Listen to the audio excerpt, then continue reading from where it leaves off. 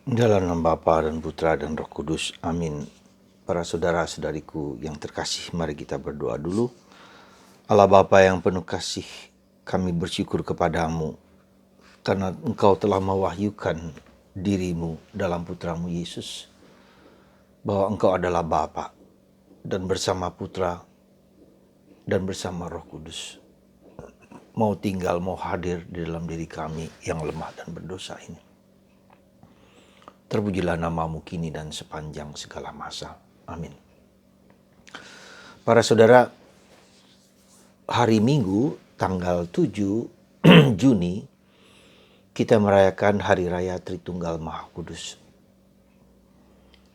Bagi banyak orang atau agama lain non-Kristen menganggap bahwa inilah yang menjadi sebab bagi mereka, bukan bagi kita, bahwa orang Kristen bukan menyembah monoteisme, Allah yang satu. Meski demikian, meski kita terangkan dengan segala kemampuan kita, mereka tetap tidak bisa menerima kenyataan itu. Satu Allah, tiga pribadi. Tidak bisa dimengerti satu dan tiga adalah sama. Kita nggak peduli dengan mereka, tetapi bagi kita sebagai orang Kristen, orang Katolik, harus juga mempertahankan, berani membela, berani mempertahankan, berani mengimani ya, misteri yang tidak mudah kita renungkan ini.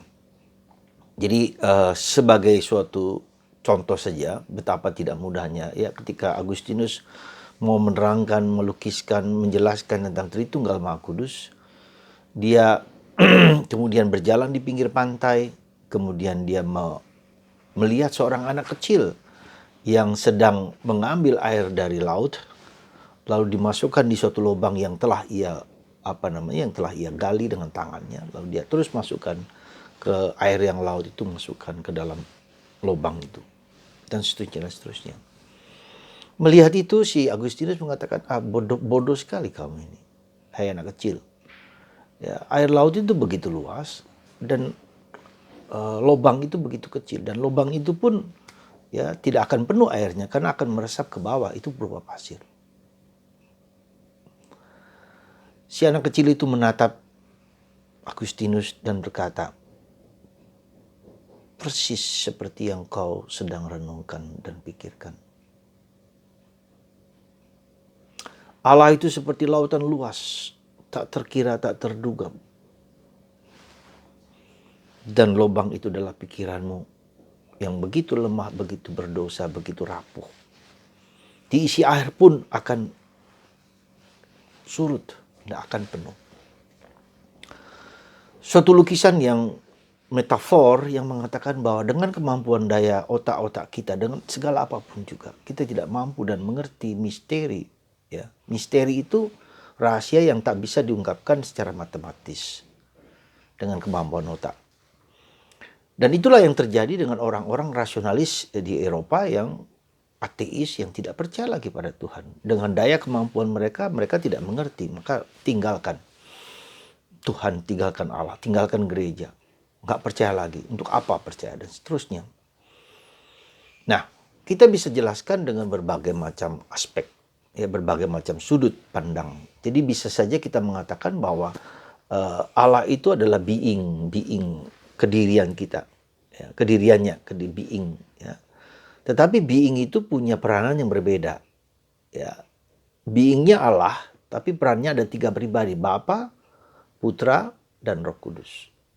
Ya, sekali lagi, seperti kita, being kita adalah manusia. Manusia siapa? Manusia yang bernama Julius Sudarnoto. Ya, nah itu kita. Jadi satu antara manusia dengan Julius, perannya itu adalah, saya adalah who am I? Saya adalah Julius Sudarnoto. Manusia saya adalah anak Allah. Dan ini tidak bertentangan. Demikian juga dengan Anda. Kalau kita satu, kalau Yesus adalah, kalau Bapa, Allah adalah, beingnya adalah Allah dengan peran sebagai Bapa sebagai apa? Perencana keselamatan. Ya, merencanakan menciptakan segala alam semesta bersama Putra. Ya, Putra dalam diri Bapa juga.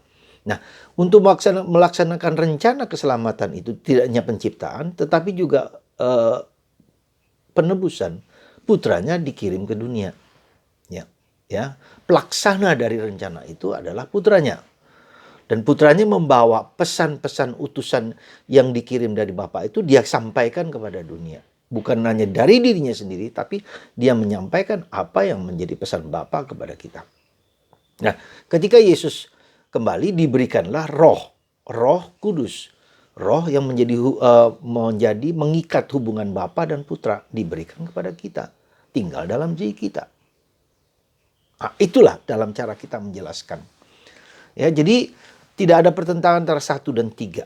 Ya, 1 sebagai being. Nah, being itu punya peranan sebagai Bapa, pencipta dan perencana. Lalu Putra, pelaksana, dan Roh Kudus yang melanjutkan tugas-tugas yang mau dilakukan oleh Bapa dan Putra itu. Ya, jadi tugas Roh Kuduslah sekarang melanjutkan tugas yang mau dikehendaki oleh Bapa itu. Nah, kemudian kenapa lakukan itu? Karena Bapa pada intinya, Allah itu pada intinya adalah kasih. Kasih itu selalu berbuat baik. Kasih itu harus mengalir keluar. Kasih itu harus mewujudkan diri. Tidak ada kasih yang untuk diri sendiri. Itu bukan kasih, itu selfish, itu ego. Kasih itu selalu memancar keluar. Nah, Bapa adalah kasih. Yesus mengatakan Allah adalah kasih. Kasih itulah yang memancar, memberikan diri, source, sumber, motivasi dari Allah yang demikian. Pribadi Allah itu adalah pribadi yang kasih. One word, satu kata, kasih. Ya. Jadi semua dilakukan untuk mengasihi manusia, menyelamatkan manusia, membawa manusia kepada Bapa dan menjadikan manusia untuk mengalami kasih itu. Ya. Maka ketika orang mengalami kasih, dia Allah hadir di situ. Ya. Apapun juga, siapapun juga, entah agama apapun, ketika orang mencintai, ketika orang memberikan hidupnya kepada orang lain, maka Allah ada di situ. Ya. Nah, demikianlah ya. Nah, itu yang kedua. Ketiga, disinilah salah satu misteri, salah satu karunia yang besar yang Tuhan berikan dengan Allah Tritunggal itu adalah persatuan antara manusia dengan Allah. Ya, mana mungkin Allah bersatu dengan manusia bersatu dengan Allah, itu sesuatu yang unbelievable. Maka Yesus dihujat, dibunuh karena dia menyatakan Allah dan dia satu. Itu alasan fundamental, alasan teologi yang paling mendasar karena orang Yahudi tidak bisa percaya bahwa Yesus dan Bapa Allah adalah satu. Ini alasan yang paling fundamental. Nah, bagi kita juga orang Kristen, orang Katolik, Allah ada dalam diri kita. Gitu, dalam hidup kita, Allah yang besar itu dalam diri kita. Dan ini tak terbayangkan bagi orang non-Kristen. Terutama untuk mungkin juga orang Islam, orang apa. Maka sangat disayangkan ketika orang Kristen, orang Katolik pindah ke agama lain, dia berkurang. Ya, berkurang nilai kehargaan karena Tuhan ada dalam diri dia. Sudah dipatenkan dipatenkan katakanlah paten meterai ya. Pada waktu baptisan ya. Krisma. Ya, bahkan lebih daripada itu, lebih daripada orang-orang Kristen dan Katoliknya itu adalah Ekaristi karena kehadiran Tuhan itu sangat nyata dalam Ekaristi. Aku hadir. Tinggal dalam diriku. Kedekatan ini, kemesraan ini yang tak terbayangkan oleh orang-orang non-Kristen. Mana mungkin Allah yang besar, yang agung, pencipta alam semesta mau tinggal dalam hati kita. Bayangkan Anda saudara. Ya. Jadi Allah yang akbar itu jauh. Bagi mereka, bagi kita Allah yang besar itu, transcendensi itu menyatu dalam immanence. Yang ilahi itu menyatu yang dalam manusiawi. Di dalam hati kita. Dan itu karunia yang tak boleh orang Katolik jual atau pergikan atau tinggalkan. Maka Anda yang kemudian, maaf kalau dia katakanlah pindah ke agama lain, itu sesuatu yang nilai yang Anda jual, Anda buang, Anda singkirkan. Ya, dan saya mau mengatakan itu dengan tegas. Dan apalagi bagi orang Katolik, ketika kita menerima tubuh Kristus, itu adalah Allah yang begitu besar, yang begitu agung itu mau tinggal. Nah, konsekuensinya sangat besar. Ya, sekali lagi saudaraku, konsekuensinya sangat besar. Apa? Bahwa inilah mungkin kegagalan kita juga orang Katolik, mungkin loh saya, bahwa kita tidak cukup menyadari Tidak cukup merasakan, tidak cukup mengalami bahwa wow, Bapa, Putra dan Roh Kudus tinggal dalam diri kita. Kita bayangkan orang non-Kristen yang lain, ya, melihat Allah itu begitu jauh, begitu abstrak, begitu tidak jelas siapa dia itu. Tapi kita adalah Bapa dan Putra yang datang kepada kita, dan Roh Kudus, dan juga sekarang tubuh Kristus, darah Kristus yang diberikan. Begitu luar biasa. Seharusnya itu mengubah hidupku. Ya. Ketika Tuhan begitu dekat, harus menjadi manusia baru. Seperti kata Paulus, kamu bukan lagi manusia lama, manusia baru. Karena Yesus sudah datang dalam diri kita, sudah hadir dalam diri kita, sudah nyata dalam diri kita. Harus mengubah change, mengubah inner transformation. Transformasi batin harus terjadi. Nah, mengapa tidak terjadi? Itu pertanyaan yang sangat penting dan sangat mendasar. Sekali lagi, pertanyaan yang sangat penting dan sangat mendasar. Ya, maka saudaraku yang terkasih, mari kita bersyukur. Tidak hanya bersyukur Allah Tritunggal yang besar itu, yang kita buat dalam tanda Bapa dan Putra dan Roh Kudus, tanda yang menjadikan kita manusia yang dekat dengan Allah. Dan kita seringkali malu juga untuk buat tanda salib ketika sedang makan di restoran atau di mana-mana. Kita takut, kita malu mengakui identitas kita sebagai orang Katolik. Saudara, ayo, mari syukuri, tapi sadari. Ya. Dan saya mohon kepada Anda supaya rema ini Anda ulang. Bapa, Putra dan Roh Kudus, ya, memberkati aku dan keluargaku. Bapa, Putra dan Roh Kudus memberkati aku dan keluargaku. Bapa, Putra dan Roh Kudus memberkati aku dan keluargaku. Kita setiap kali membuat tanda salib, tanda yang berharga, tanda kemenangan, tanda kehebatan, tanda kekuatan, tanda kedikdayaan. Bahkan meskipun kita dihina, disiksa, diperlakukan apapun, kita berani tetap karena Bapa, Putra dan Roh Kudus, whatever. Saudara, semoga Hari Raya Tritunggal Maha Kudus menyemangati Anda, menggerakkan Anda, dan Anda ulang sekali lagi rema itu sebagai merasa Bapa, Putra dan Roh Kudus memberkati aku dan keluargaku. Siapakah akan melawan Tuhan? Pencipta langit dan bumi. Siapakah yang akan menolong kita adalah pencipta langit dan bumi. Yang mendampingi kita adalah pencipta langit dan bumi. Yang menyelamatkan kita adalah pencipta langit dan bumi. Yang hadir selalu dalam diri Anda dan di saya. Semoga hati Anda terbakar, terhidupi untuk selalu mencintai Allah di atas segala sesuatu. Dan hidup kita berubah.